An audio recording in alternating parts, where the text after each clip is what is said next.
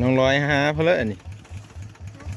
มาเขียดสวัสดีFCก่อนสวัสดี14เมื่อนี้มาเพิ่มมื้อนี้มาคนเข้าไปเบิ่งกันมาก็เพลอบอกกับสาวลูกกับสาวลิเมื่อนี้มาแต่เช้านะมีทันล่างน้ำมีทันพ่อพี่น้องเอ้ยเนาะไปเบิ่งนำกันก็ตัดแล้วเลยมือก่อนสุพนตัดเลยมื้อนี้ก็มาฮุบเนาะแล้วก็เล็มเอาตัวดึงเอาตัวที่มันยังไม่ทันได้ขาดนะสวัสดีครับสบายดี FC พ่อพี่น้องเบาบางมื้อนี้พาน้องสาวเพิ่นออกมาฮุบเขาเด้อน้องลิเฮ็ดอีหยังเก็บพร้อมเผาตัดเองเก็บเองเนาะนั่นแหละตอนตัดก็ตัดบอกว่าไม่ดีอีก สวัสดี FC ก่อน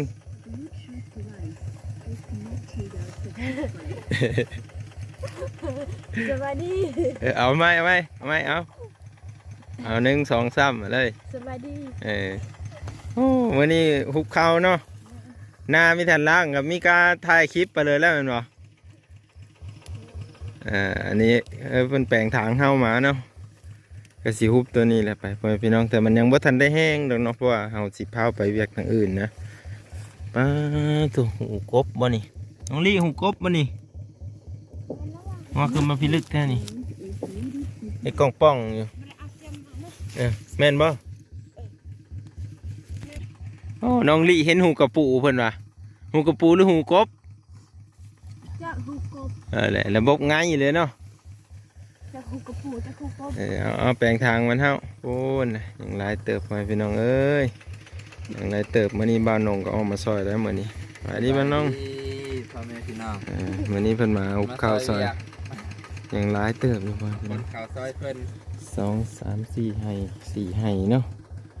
4ให้มันก็มีร้ายไปเลยดอกเพราะว่ามันเป็นข้าวว่านเนาะเดี๋ยวรถห้ามก่อนพี่น้อง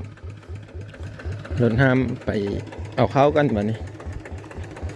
เมื่อคืนนี่กันน้ำหม้อตกแห้งร้ายเนาะคิดว่าพ้นสีตกเนาะกันพ้นตกนี่เขาว่าวันที่23พุ่นเนาะแต่ว่ามันยังไม่ทันฮอดเราคิดย่านไว้ก่อนเนาะย่านไว้ก่อนเพราะว่าตัดเข้าหันแต่ก็หันพ้นตกแต่ย่านไปพี่น้องเลยไป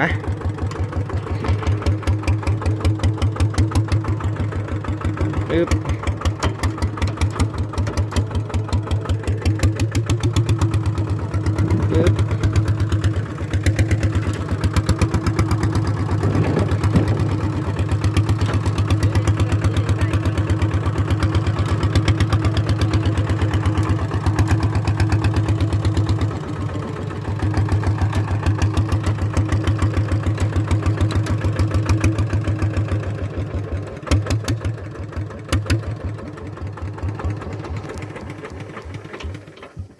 จอดก่อน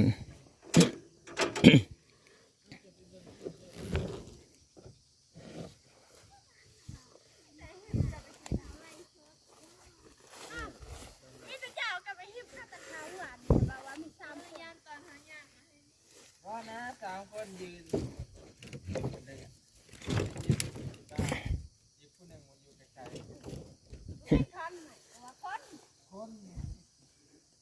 พี่เลาะแล้วกันแล้วนะ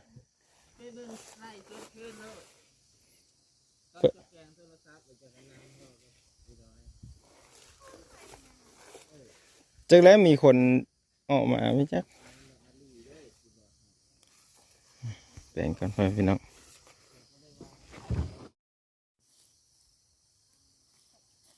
ตอนนี้มันหุบเขาแล้วพี่น้องเอ้าย่องน้องลิ เป็นแล้วเมื่อยตัดข้าวหวานนี่บ่เจ็บเอ้าบ้าต้องเป็นจะตายเอ้าน้องลิเว้าเต็มป้าเลยว่าแบะจักหวานนี่จนยักตายว่าจันเจ็บเบิ้ลแอวคนว่ะตายคักวันนี้มาซอยน้องลิเนี่ยหวานนี่เพิ่นสลบเลยได้จะได้ดมยาดมบ่ละหวานนี่ฮะไม่ดมบ่นอนเลยอย่าดมบ่ต้องน้องนอนเลยไปหุบเข้านำกันพูนน้องร้อยเพิ่นหุบ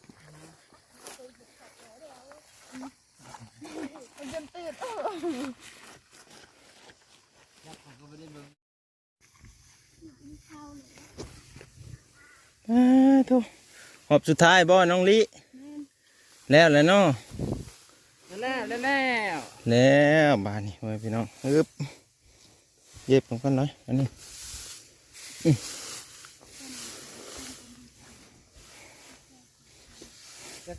แล้วเลยได้ไว้พี่น้องมาดึงขึ้นมาเลย จะสิสลบ จนเมารถขี่รถนอน ตะนางมาลิ คือโดนไม่นอนบอก ขี่รถนอนแล้วก็เมารถที่จะนาน ตะนางอยู่พูนข้างพูน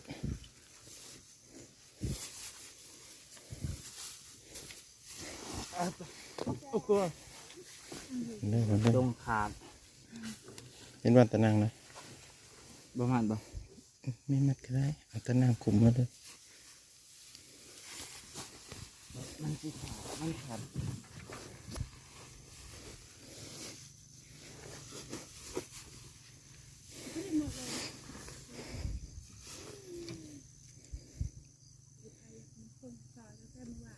เนาะบุญเรามีหอดนะบุญไปทางข้างนี่เออ มันคือใจดีแต่ไป ใจบุญ ประเทศเฮาโย่หมูลัดหน้าผู้อื่นเนาะบ่มีฮะแล้ว นาเขาก็น้ำท่วมหนักเลย นั่นนะดึงลงนะบัดเกลียวตัวดำท่านจังมาเดี๋ยวก็จังเอาเข้าเฮ้ เดียวนะมา ไปกิน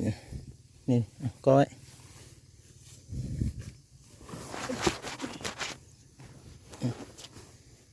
แล้ว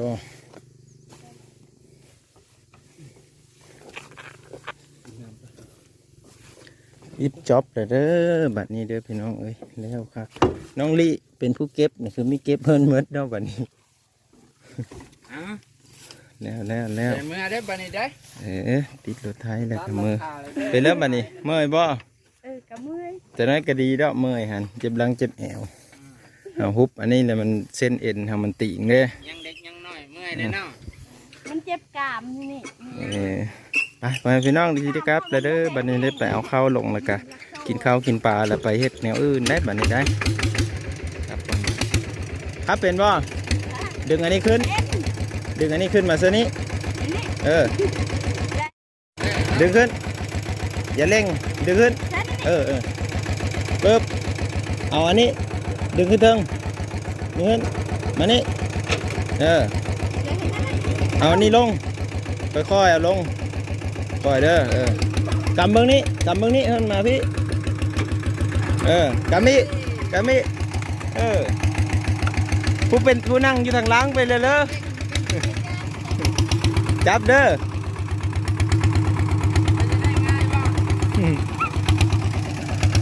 เร่งแน่โอ้มีขาเลยเนาะระบบมีขาเลยน้องดีครับรถจับเฮามาได้นี่บ่จับเฮามาได้อย่าปะเลยนะเป็นสิได้ยูแล้วแบบนี้นี่เด้อ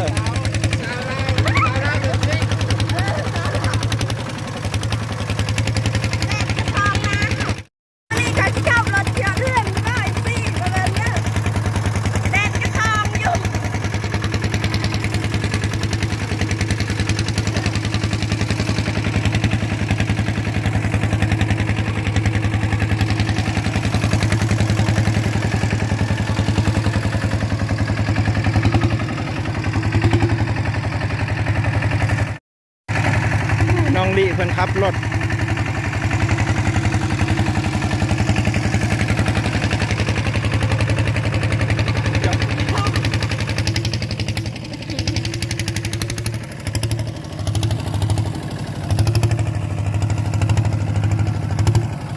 ขาแล้วบ่โอ้มีขาเนาะเบิ่งเด้อมันขึ้นต่อเด้อพี่มาพี่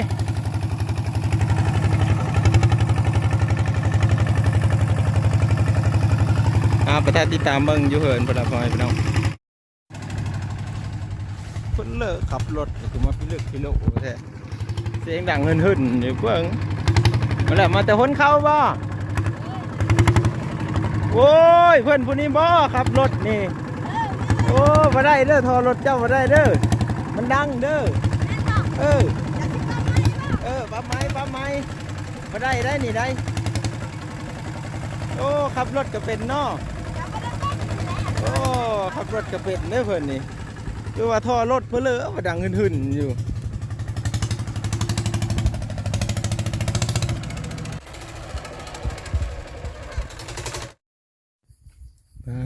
ที่เขากินเพลินนี่ฮะ